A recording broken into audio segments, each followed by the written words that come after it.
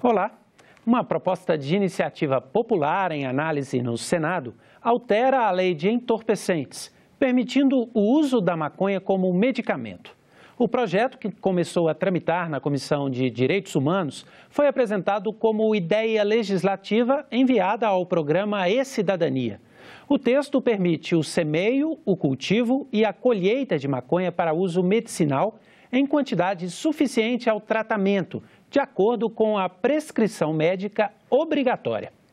Essa proposta foi discutida em audiência pública promovida pela Comissão de Assuntos Sociais aqui no Senado.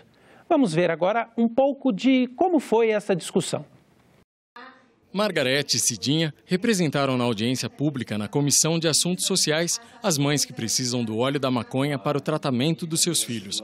Margarete foi a primeira do Brasil a cultivar o óleo em casa para a filha Sofia, que tem uma doença genética. Já Cidinha, há 4 anos, cuida da filha Clarian, que tem epilepsia severa com o produto derivado da maconha. Ambas são amparadas com mandados judiciais. A Clarian vem tomando óleo artesanal e as crises diminuíram 80% das crises. A minha filha não corria, não subia escada sozinha, não pulava, hoje ela pula, corre, sobe escada sozinha. A filha ela já teve várias paradas respiratórias convulsionando por ser uma epilepsia severa e uma cardiorrespiratória. E a nossa vida era só hospital. E faz 4 anos que ela toma o óleo e faz 4 anos que eu não sei mais o que é um pronto-socorro. Essas crianças, elas tomam 400 milhões de remédios que acabam com a saúde dela. Então, quando a gente fala dos perigos da maconha, a gente também tem que pensar nos perigos dos outros remédios que essas crianças tomam. A gente nunca pode esquecer disso.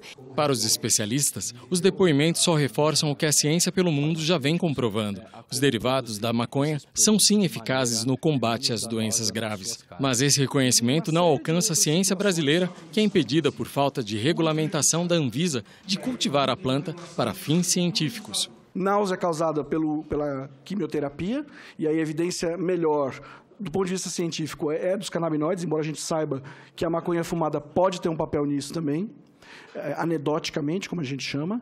Falta de apetite, dor crônica, dor de origem neurológica, neuropática por lesão neurológica, e espasticidade, que é a rigidez muscular, causada por uma doença chamada esclerose múltipla. A minha perspectiva é que, através de boas práticas, que esses profissionais possam conduzir e orientar essas pessoas, agrônomos, médicos, farmacêuticos, a como produzir esses produtos de maneira menos danosa nas suas casas. Então, a gente precisa fazer, acho que, uma legislação específica para a cannabis para dar esse mandato legal. Dizer assim, ok, para a cannabis é possível fazer a fabricação num ambiente que não tenha todos os requisitos, por exemplo, de uma indústria farmacêutica, mas tenha requisitos mínimos. Muitas famílias, embora tenham boa vontade, queiram plantar, elas não têm espaço, não têm tempo. E é importante a gente avançar no debate da questão do cultivo associativo. É um projeto que tem que ser feito com enorme cuidado, muito regulamentado no uso, na eficácia e na segurança dos produtos que poderão ser utilizados. E o cultivo, principalmente por associações, onde mães se juntaram para poder dar essa resposta para a saúde dos seus filhos. Também foi abordado durante a audiência o uso da maconha por adolescentes e o impacto na saúde a longo prazo. Agravamento em quem já tem asma, maior propensão para ter tosse, resfriado e redução do sistema imunitário. A psicose induzida por cannabis, Muitos dos adolescentes, a primeira droga não é mais o tabaco, já é a maconha, a primeira droga utilizada. As 3 principais razões que eles observaram foram para se sentirem bem. Então, os adolescentes usam drogas porque acham que é legal, que isso faz bem, para eles fazerem as coisas melhor estudar, se relacionar, enfim, conviver com os seus grupos, e por curiosidade ou porque outros estão usando. E a dificuldade das políticas públicas de combate às drogas. Um dos grandes problemas da área de prevenção ao uso de drogas é que muitas vezes um programa, ao invés de diminuir a motivação de uma pessoa a usar drogas, ele termina aumentando essa motivação. Para conversar sobre esse assunto, eu recebo aqui no estúdio o representante da Sociedade Brasileira de Pediatria nas Ações de Combate ao Álcool, Tabaco e Drogas, João Paulo Lotufo, e a terapeuta ocupacional, coordenadora do Centro de Referência sobre Drogas e Vulnerabilidade da Universidade de Brasília, Andréia Galassi. Muito obrigado pela presença de vocês para debater conosco esse tema. Ok, eu que agradeço aí. Queria começar com o senhor, doutor. O senhor trabalha basicamente com a prevenção ao uso de drogas, foco em adolescente, que foi um dos temas discutidos aqui no Senado. Mas eu queria tratar de um tema geral. Como é que vocês, da Sociedade de Pediatria, veem o uso da maconha medicinal, terapêutico? Como conseguir conciliar esse uso, evitando o abuso de drogas? Veja, a primeira coisa é não chamar a maconha terapêutica. Esse é um problema sério. Porque nós temos que falar, o carabidinoide pode ser terapêutico, os carabinoides podem ser terapêuticos, porque a hora que a gente fala a maconha terapêutica, na cabeça do jovem, surge aí uma facilidade para a iniciação do uso. Certo.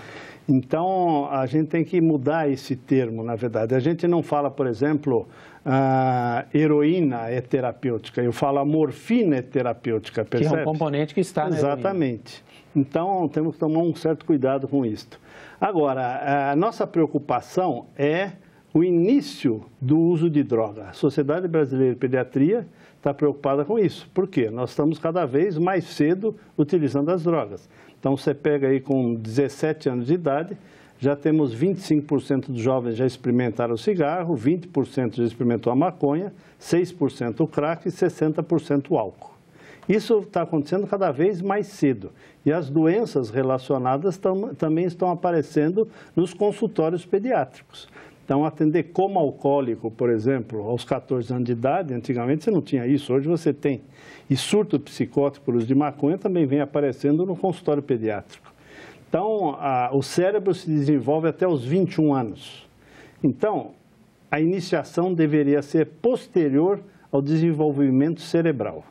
Professora Andréia, independentemente da viabilidade ou não do uso terapêutico, essa colocação do doutor de que hoje o consumo de drogas, todas elas acontece bem mais cedo, ela chega lá no centro de vocês? Existe essa percepção mesmo? Na verdade, hoje o que ocorre é que, justamente pelo fato das substâncias, no caso que a gente está discutindo a maconha, né? A maconha é uma substância que é proibida e quando ela foi proibida, um dos argumentos que sempre foi utilizado é que era para prevenir a saúde.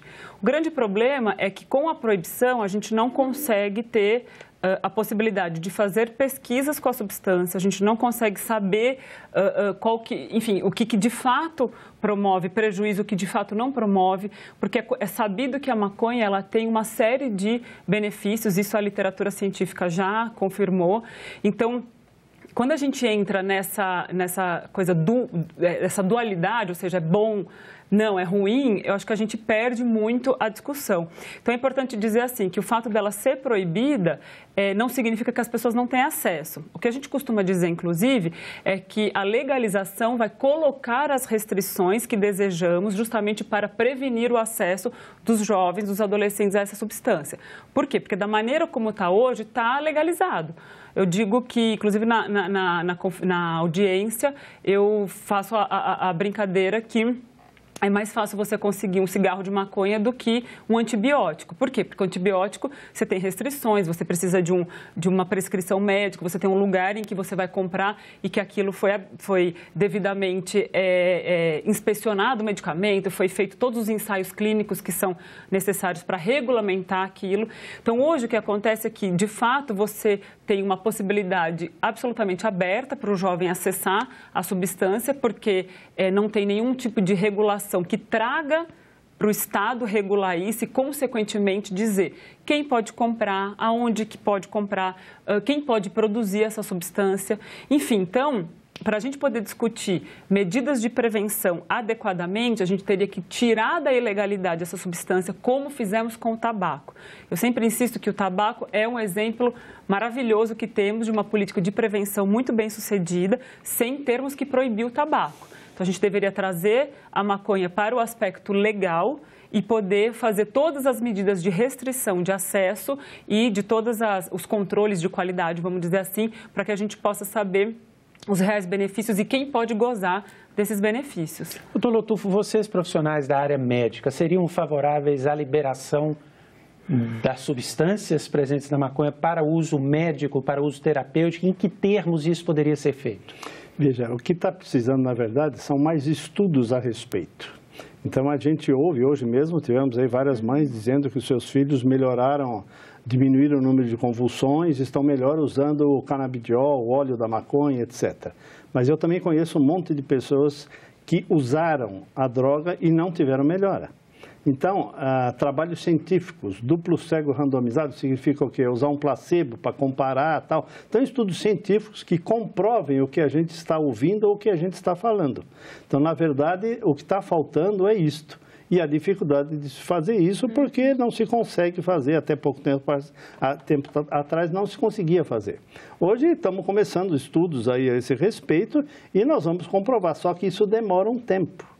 Então, talvez daqui a 20 anos eu esteja prescrevendo canabidiol para uma série de situações que hoje eu não prescrevo. O senhor entende, então, que esses estudos podem ser feitos mesmo antes de uma liberação em lei? Com certeza, deveria ser feito. Na verdade, a sociedade está pedindo tudo isso antes da parte médica, científica, documentar e comprovar um monte de coisa que a gente já está ouvindo falar que funciona. Mas se não há uma aprovação em lei, como é que o profissional da área médica pode fazer esse estudo? Como é que ele vai ter acesso a essas substâncias? Então, como é que ele vai prescrever? Nós já vimos que a Anvisa hoje colocou isso, que já existe possibilidades de você obter a medicação para estudos. Só que são muito caras, tem que se pagar taxas.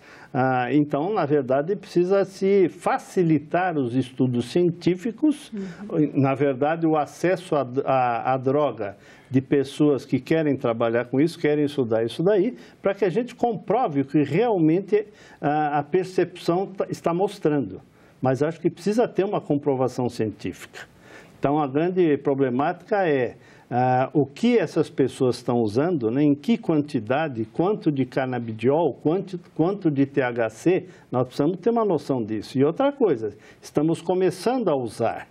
Nós não sabemos daqui a 20 anos como é que estarão essas pessoas. Nós vamos aprender com isso. Então, é a mesma coisa, eu adotei uma menina com AIDS. Então, naquela época, não se sabia o que ia acontecer quando esse pessoal estaria adolescente. Hoje esse pessoal já está adulto, então você já tem um conhecimento. Então, a mesma coisa, nós vamos ter que acompanhar essas pessoas que estão usando a droga para a gente ver o que na realidade vai acontecer. Professor André, essa iniciativa popular que se transformou nesse projeto de lei aqui no Senado, a princípio ela propunha inclusive a liberação da maconha, da cannabis para uso recreativo. Qual que é a opinião da senhora? Em primeiro lugar, em relação ao uso médico, essa liberação deveria ser imediata mesmo antes das pesquisas e, avançando um pouco, ela deveria acontecer também para o uso recreativo ou não? Sim, para ambos. Bom, com relação à pesquisa, com relação à maconha terapêutica, medicinal, como a gente chama, a gente já tem documentado na literatura já há um bom tempo, né, os vários benefícios que os canabinoides eles oferecem para uma série de condições, como dor crônica, a questão da convulsão. Acho que isso a literatura já vem demonstrando com uma certa consistência de que, de fato, são indicados. Concordo com o Dr. Lotufo de que, claro, a gente tem que continuar avançando, isso não há dúvida, né? Mas o que ocorre é que, justamente, por ser proibido, a gente tem uma interdição para poder fazer. Também. Exato. Para você ter uma ideia, eu tenho uma pesquisa que tem um financiamento público em que eu vou usar, sim, canabidiol, né, a maconha medicinal, e eu estou com uma dificuldade tremenda do ponto de vista burocrático para eu conseguir executar esse trabalho. Eu vou conseguir executar? Acredito que eu vá conseguir, porém eu tenho aí um caminho árduo para conseguir avançar por conta de ser uma substância proibida.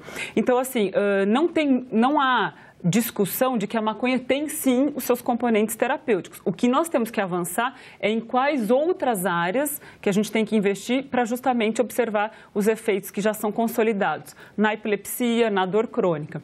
Com relação à maconha recreativa, né, eu costumo dizer que se a gente observar né, o exemplo do álcool, e aí tem também vários estudos científicos que demonstram, né, o álcool é uma substância legal, é fato que nós não temos uma regulação responsável para o álcool no nosso país, né, tem outros países que têm regulações melhores, mas a gente pode pensar nessas duas, na política de regulação da maconha com a luz do que foi feito com a regulação do tabaco, né?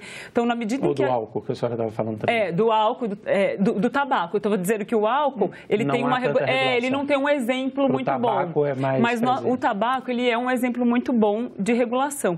E justamente como eu estava dizendo antes, o fato da gente trazer para a legalidade, a gente possibilita essas restrições. Então, hoje o tabaco, se eu acender um cigarro aqui, não é possível que eu possa acender. Eu não posso acender um cigarro aqui.